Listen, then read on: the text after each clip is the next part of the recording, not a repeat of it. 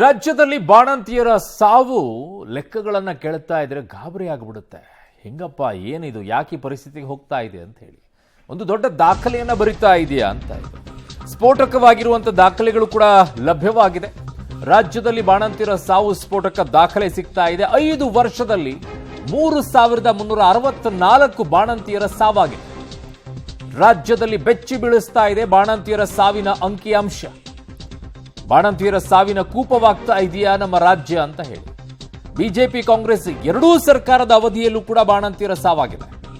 ಬಳ್ಳಾರಿಯಲ್ಲಿ ಸಾವನ್ನಪ್ಪಿದ ಅಷ್ಟೂ ಜನ ಬಾಣಂತಿಯರಿಗೂ ಕೂಡ ಕಿಡ್ನಿ ಫೇಲ್ಯೂರ್.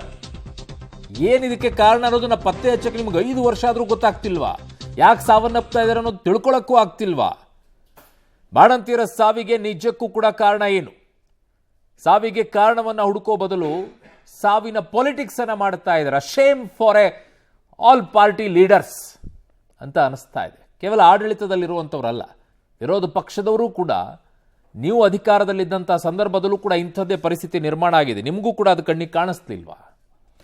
ಹಾಗಿದ್ದಾಗ 5 ವರ್ಷದಲ್ಲಿ ಒಟ್ಟು ಸಾವು ಎಷ್ಟಾಗಿದೆ? 3364 ಸಾವಾಗಿರೋದು. 2019-20ರಲ್ಲಿ 662 ಸಾವಾಗಿದೆ.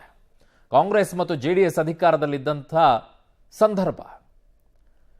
2020-21ರಲ್ಲಿ 714 ಸಾವಾಗಿದೆ. ಇವರಿಗೆಲ್ಲ ರಾಜಕೀಯ ಮಾಡಿಕೊಂಡು ಸರ್ಕಾರ ರಚನೆ ಮಾಡೋದ್ರಲ್ಲಿ ಬ್ಯುಸಿ ಆಗ್ಬಿಡ್ತಾರೆ. ಸರ್ಕಾರಿ ಆಸ್ಪತ್ರೆಗಳಲ್ಲಿ ಏನಾಗ್ತಾ ಇದೆ, ಬಾಣಂತಿಯರು ಯಾಕೆ ಸಾವನ್ನಪ್ತಾ ಇದ್ದಾರೆ, ಯಾರ ಸತ್ರ ಅವ್ರಿಗೇನರೇ ಆಗಬೇಕಾಗಿದೆ? ಅವ್ರಿಗೆ ಬರೋದು ಬರುತ್ತೆ ಅಲ್ಲ ವ್ಯವಸ್ಥೆ, ಅದಾದರೆ ಸಾಕು ಅವ್ರಿಗೆ. 2020-21ರಲ್ಲಿ 714, 2021-22ರಲ್ಲಿ 595, 2022-23ರಲ್ಲಿ 527, 2023-24ರಲ್ಲಿ 518, 2024-25ರಲ್ಲಿ 348 ಸಾವಾಗಿದೆ. ಈ ಸಾವಿಗೆ ಹೊಣೆಯನ್ನ ಕೇಸ್ ಹಾಕಿ ಯಾರಾದರೂ ಒಬ್ರು ಹಾಕಬೇಕು. ಸರ್ಕಾರವೇ ಎಲ್ಲ ಸಾವುಗಳಿಗೆ ಕಾರಣ, ಕೊಲೆಗಡುಕರು. ಇದು ಮರ್ಡರ್ ಕೇಸ್. ಯಾರೆಲ್ಲ ಅಧಿಕಾರದಲ್ಲಿದ್ದರೂ ಅವ್ರ ಮೇಲೆ ಮರ್ಡರ್ ಕೇಸನ್ನು ಹಾಕಬೇಕು ವಿಚಾರದಲ್ಲಿ. ಸೊ ಇದರಲ್ಲಿರುವಂಥ ಮಾಹಿತಿ ನಿಮಗೆ, ಇಷ್ಟು ಜನ ಏನಿದ್ದಾರೆ 3364ರಲ್ಲಿ, ಅದರಲ್ಲಿ ಕಿಡ್ನಿ ಫೇಲ್ಯೂರ್ನಿಂದ ಸಾವನ್ನಪ್ಪಿರುವಂಥವ್ರು 5 ಜನ ಮಾತ್ರ ಅಂತೆ. ಇನ್ನುಳಿದಂಥವರ ಸಾವಿಗೆ ಕಾರಣ ಏನು? ನನ್ನ ಸಹೋದ್ಯೋಗಿ ಈಗ ಪವಿತ್ರ ಕಡ್ತಲ ನನ್ನೊಂದಿಗೆ ಸಂಪರ್ಕಕ್ಕೆ ಸಿಗ್ತಾ ಇದ್ದಾರೆ. ಪವಿತ್ರ, ಏನ್ರಿ ಶೇಮ್ ಅನ್ನಿಸ್ತಾ ಇದೆ ಎಲ್ಲ ಪಾರ್ಟಿ ಲೀಡರ್ಸ್ಗಳ ಬಗ್ಗೆ ನನಗೆ. ಈಗ ದೊಡ್ಡದಾಗಿ ಹೋರಾಟವನ್ನ ಮಾಡ್ಕೊಂಡು ಓಡಾಡ್ತಾ ಇದ್ದಾರೆ ಬಿಜೆಪಿಯವರು. ಇವರ ಅಧಿಕಾರಾವಧಿಯಲ್ಲಿ ಸಾವನ್ನಪ್ಪಿರುವಂತ ಲೆಕ್ಕ ನೋಡ್ತಾ ಇದ್ರೆ ಕಾಂಗ್ರೆಸ್ನವ್ರಿಗೂ ಕೂಡ ಅದರ ಬಗ್ಗೆ ಕಿಂಚಿತ್ ಕಾಳಜಿ ಇಲ್ಲ. ಬಿಜೆಪಿಯವರು ಕೂಡ ಸಾವಿನ ರಾಜಕೀಯವನ್ನ ಮಾಡ್ಕೊಂಡು ಓಡಾಡ್ತಾ ಇದ್ದಾರೆ. ಯಾರಿಗೂ ಕೂಡ ಒಂದು ಚಿತ್ತು ಏನು ಅನಿಸ್ಲಿಲ್ವಾ? ನನಗೆ ಎಸ್ಪೆಷಲಿ ಪವಿತ್ರ, ಮಹಿಳಾ ಆಯೋಗದವ್ರು ಬೇರೆ ಸಂದರ್ಭದಲ್ಲೆಲ್ಲ ಪೋಸ್ಟ್ ಕೊಟ್ಕೊಂಡು, ಫೋಟೋ ತಕ್ಕೊಂಡು, ಸೆಲ್ಫಿ ಎಲ್ಲ ಪೋಸ್ಟ್ ಕೊಟ್ಕೊಂಡು ಓಡಾಡ್ತಾರೆ ಸೋಷಿಯಲ್ ಮೀಡಿಯಾದಲ್ಲಿ. ಅವೇ ಟ್ರೆಂಡಿಂಗು ಫುಲ್ಲು. ಮಹಿಳಾ ಮತ್ತು ಮಕ್ಕಳ ಕಲ್ಯಾಣ ಇಲಾಖೆಯಲ್ಲಿದೆ, ಅವರು ಕಣ್ಣಿಗೆ ಕಾಣಿಸ್ಲಿಲ್ವಾ ಅಂತ ಎಲ್ಲ ಪ್ರಕರಣಗಳು? ಉಳಿದವ್ರ ಲೀಡರ್ಸ್ಗಳು ಹೋಗ್ಲಿ ಬಿಡಿ ಅತ್ಲ, ಇವರಿಗೂ ಕಣ್ಣಿಗೆ ಕಾಣಿಸ್ಬೇಕಿತ್ತಲ್ಲ. ಅರುಣ್, ಬಾಣಂತಿಯರ ಸಾವಿನ ಬಗ್ಗೆ ಇತ್ತೀಚೆಗಷ್ಟೇ, ಈಗ ಸರಣಿ ಸಾವು ಏನಾಯಿತು ಅದಾದ ಮೇಲಷ್ಟೇ ಬೆಳಕಿಗೆ ಬರ್ತಾ ಇದೆ. ಅದನ್ನು ಹೊರತುಪಡಿಸಿ ಪ್ರತಿ ವರ್ಷ ಅಂಕಿಅಂಶ ನೋಡ್ತಾ ಇದ್ರೆ ನಿಜಕ್ಕೂ ಕೂಡ ಶಾಕ್ ಆಗುತ್ತೆ. ಆ ಒಂದು ಡೆತ್ ರೇಟ್ ಅನ್ನ ಯಾವ ರೀತಿ ಆಗ್ತಾ ಇದೆ ಅನ್ನುವಂಥದ್ದು ಇದುವರೆಗೂ ಕೂಡ ಗಮನ ಹರಿಸಿಲ್ವಾ ಇಲಾಖೆ ಅನ್ನುವಂಥದ್ದು. ಎಲ್ಲ ಸರ್ಕಾರದ ಅವಧಿಯಲ್ಲೂ ಕೂಡ ಆಗಿದೆ. ಅದರಲ್ಲೂ ಕೂಡ ಸಂಖ್ಯೆಗಳನ್ನ ನೋಡ್ತಾ ಇದ್ರೆ ಒಂದೊಂದು ವರ್ಷದಲ್ಲಿ 700, 600 ಆ ರೀತಿ ಆಗ್ತಾ ಇದೆ. ಇನ್ನೊಂದು ಕಡೆಗೆ ಅರುಣ್, ಈಗ ಮೊನ್ನೆಯಿಂದ ಆಗ್ತಾ ಇರುವಂತಹ ಸರಣಿ ಬಾಣಂತಿಯರ ಸಾವೇನಾಗ್ತಾ ಇದೆ ಅದೆಲ್ಲದಕ್ಕೂ ಕೂಡ ಕಾರಣ ಕಿಡ್ನಿ ಫೇಲ್ಯೂರ್, ಇನ್ಕ್ಲೂಡಿಂಗ್ ಸುಮಯ ಸೇರಿ ಅಷ್ಟೂ ಜನರಿಗೂ ಕಿಡ್ನಿ ಫೇಲ್ಯೂರ್ ಜೊತೆಗೆ ಅವರ ಅಂಗಾಂಗ ವೈಫಲ್ಯವಾಗಿದೆ ಅನ್ನುವಂತಹ ರಿಪೋರ್ಟ್ ಬಂದಿದೆ. ಅಂದ್ರೆ ಒಂದೇ ಕಾರಣದಿಂದ ಬಾಣಂತಿಯರು ಸಾವನ್ನಪ್ಪಿದ್ದಾರೆ ಅಂದ್ರೆ ಅದಕ್ಕೆ ಏನ್ ಕಾರಣ ಅನ್ನುವಂಥದ್ದು. ಬಹುಶಃ ಈ ಹಿಂದಿನ ಸರಣಿ ಸಾವುಗಳು ಏನಾಗಿದ್ವು ಅಂದ್ರೆ ಒಂದೊಂದು ವರ್ಷಕ್ಕೆ 700 ಜನ, 600 ಜನ ಬಾಣಂತಿಯರು ಒಂದು ರಾಜ್ಯದಲ್ಲಿ ಸಾವನ್ನಪ್ತಾ ಇದ್ದಾರೆ ಅಂದ್ರೆ ಅದಕ್ಕೆ ಪೂರಕವಾಗಿರುವಂತಹ ಕಾರಣವನ್ನ ಬಹುಶಃ ಯಾವುದಾದ್ರೂ ಸರ್ಕಾರ ಹುಡುಕಿದ್ರೆ ಇವತ್ತು ಈ ರೀತಿಯ ಸರಣಿ ಸಾವುಗಳು ಆಗ್ತಾ ಇರಲಿಲ್ಲ ಅನ್ಸುತ್ತೆ. ಇಷ್ಟೊಂದು ನಿರ್ಲಕ್ಷ್ಯನ ಈ ವಿಚಾರದಲ್ಲಿ ಅನ್ನುವಂತಹ ಪ್ರಶ್ನೆ ಮೂಡುತ್ತೆ. ಇನ್ನೊಂದು ಕಡೆಗೆ ಅರುಣ್, ಪ್ರತಿ ವರ್ಷವೂ ಕೂಡ ಆರೋಗ್ಯ ಇಲಾಖೆ ತಾಯಿ ಹಾಗೂ ಮಗುವಿನ ಆರೋಗ್ಯಕ್ಕಾಗಿ ವೆಚ್ಚ ಮಾಡುವಂತಹ ಹಣ ಏನಿದೆ ಅದು ಪ್ರತಿ ವರ್ಷವೂ ದುಪ್ಪಟ್ಟಾಗ್ತಾ ಇದೆ.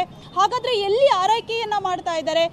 ಈಗ ಒಂದಿಷ್ಟು ಇವತ್ತು ಲಕ್ಷ್ಮೀ ಹೆಬ್ಬಾಳ್ಕರ್ ಅವರು ಒಂದು ಸ್ಟೇಟ್ಮೆಂಟ್ ಅನ್ನ ಕೊಡ್ತಾರೆ. ಗರ್ಭಿಣಿಯರಿಗೆ ಕಬ್ಬಿಣಾಂಶದ ಆ ಒಂದು ಅಂಶ ಕಡಿಮೆ ಆಗಿರುತ್ತೆ ಅಥವಾ ರಕ್ತಹೀನತೆ ಈ ರೀತಿಯ ಸಮಸ್ಯೆಯಿಂದ ಕೂಡ ಸಾವನ್ನಪ್ಪುವಂತಹ ಚಾನ್ಸಸ್ ಇದೆ ಅಂತ ಹೇಳಿ ಡಿಪೆಂಡ್ ಅನ್ನ ಮಾಡ್ಕೋತಾ ಇದ್ದಾರೆ. ಹಾಗಿದ್ರೆ ಇಲ್ಲಿ ಕೊಡುವಂತಹ ದುಡ್ಡೇನಿದೆ ಆರೋಗ್ಯ ಇಲಾಖೆಗೆ ಗರ್ಭಿಣಿಯರ ಆರೋಗ್ಯ ಸಂರಕ್ಷಣೆಗಾಗಿ ಕೊಡುವಂತಹ ದುಡ್ಡು ಎಲ್ಲ ಹೋಗ್ತಾ ಇದೆ ಅನ್ನುವಂತಹ ಪ್ರಶ್ನೆಗಳು ಕೂಡ ಮೂಡುತ್ತೆ. ಸೊ ಹಾಗಾಗಿ ಇದುವರೆಗೆ ಈ ಸಾವಿಗೆ ಏನ್ ಕಾರಣ ಅನ್ನುವಂಥದ್ದು ಪತ್ತೆ ಹಚ್ಚಿದಿದ್ರೆ ಇಷ್ಟೊಂದು ಪ್ರಮಾಣದಲ್ಲಿ ಕರ್ನಾಟಕ ಸಾವಿನ ಕೂಪ ಆಗ್ತಾ ಇರಲಿಲ್ಲ. ನಿಜಕ್ಕೂ ಕೂಡ ಇಡೀ ರಾಜ್ಯ ತಲೆ ತಗ್ಗಿಸುವಂತಹ ವಿಚಾರಣೆ. ಅರುಣ್, ಓಕೆ ಪವಿತ್ರ, ನಿಮ್ಮೆಲ್ಲ ಮಾಹಿತಿಗೆ ಧನ್ಯವಾದಗಳು. ಅಂಗನವಾಡಿಯಲ್ಲಿ ಪ್ರತಿ ಬಾಣಂತಿಯರಿಗೂ ಕೂಡ ದುಡ್ಡನ್ನ ಕೊಡ್ತಾರೆ, ಗರ್ಭಿಣಿಯರಿಗೂ ಕೂಡ ಕೊಡ್ತಾರೆ, ಆರೈಕೆಗೋಸ್ಕರ ಕಿಟ್ ಅನ್ನ ಕೊಡ್ತಾರೆ. ಎಲ್ಲೋಗುತ್ತೆ ದುಡ್ಡು? ಏನ್ ಮಾಡ್ತಾರೆ ಇದನ್ನೆಲ್ಲ? ನಿಜವಾಗಿ ಮುಟ್ತಾ ಇದೆಯಾ, ಮುಟ್ತಾ ಇಲ್ವಾ? ತನಿಖೆ ಆಗಬೇಕು. ಕೇವಲ ಮೂಡಾದ ವಿಚಾರದಲ್ಲೆಲ್ಲ ಇದೂ ಕೂಡ ತನಿಖೆ ಆಗಬೇಕು. ಅದನ್ನು ಆಗ್ರಹಿಸಿ ಪಕ್ಷ ನಾಯಕರು ಇದ್ರ ಬಗ್ಗೆ ಮಾತನಾಡಿದ್ದಾರೆ. ಮೊನ್ನೆ ಬಳ್ಳಾರಿಯಲ್ಲಿ ನಡೆದಿರ್ತಕ್ಕಂಥ ದುರ್ಘಟನೆ ಇರ್ಬೋದು, ಅಲ್ಲೂ ಕೂಡ 6 ಜನ ಅಲ್ಲಿ ಪ್ರಾಣವನ್ನು ಕಳ್ಕೊಂಡಿರ್ತಕ್ಕಂಥದ್ದು, ಬಾಣಂತಿಯರು, ಮಕ್ಕಳು, ಹಸುಗೂಸುಗಳು ಇವತ್ತು ಪ್ರಾಣ ಕಳ್ಕೊಳ್ತಾ ಇರ್ತಕ್ಕಂಥದ್ದು. ಎಲ್ಲೋ ಒಂದು ಕಡೆ ರಾಜ್ಯ ಸರ್ಕಾರದ ಒಂದು ಬೇಜವಾಬ್ದಾರಿತನ ಇವತ್ತು ಮೇಲ್ನೋಟಕ್ಕೆ ಗೊತ್ತಾಗ್ತಾ ಇದೆ, ಕಾಣ್ತಾ ಇದೆ. ಹಾಗಾಗಿ ಇದ್ರ ಬಗ್ಗೆ ಸಮಗ್ರವಾಗಿ ನಾವು ಕೂಡ ಸತ್ಯಾಂಶನ ತಿಳ್ಕೋಬೇಕು ಅನ್ನೋ ದೃಷ್ಟಿಯಿಂದ ಆಸ್ಪತ್ರೆಗೆ ಭೇಟಿಯನ್ನು ಕೊಟ್ಟಿದ್ದೇವೆ. ಇದರಲ್ಲಿ ರಾಜಕಾರಣ ಮಾಡ್ತಕ್ಕಂಥ ಪ್ರಶ್ನೆ ಅಲ್ಲ. ಇವತ್ತು ಬಡವರು ಇವತ್ತೇನೋ ಅನ್ಯಾಯ ಆಗ್ತಾ ಇದೆ. ಒಂದು ರೀತಿ ಇಡೀ ಸರ್ಕಾರನೇ ನಿದ್ದೆ ಮಾಡ್ತಾ ಇದೆ. ಸಿದ್ದರಾಮಯ್ಯನವರು ನಿದ್ದೆರಾಮಯ್ಯ ಆಗೋಟವ್ರೆ. ಅವ್ರಿಗೆ ಇಲಾಖೆಗಳ ಮೇಲೆ ಇಡ್ತಾ ಇಲ್ಲ.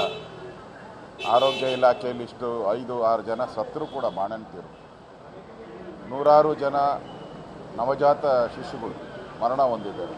ಬೆಳಗಾವಿ 1ರಲ್ಲೇ 325 ಶಿಶುಗಳ ಮರಣ ಆಗಿದೆ.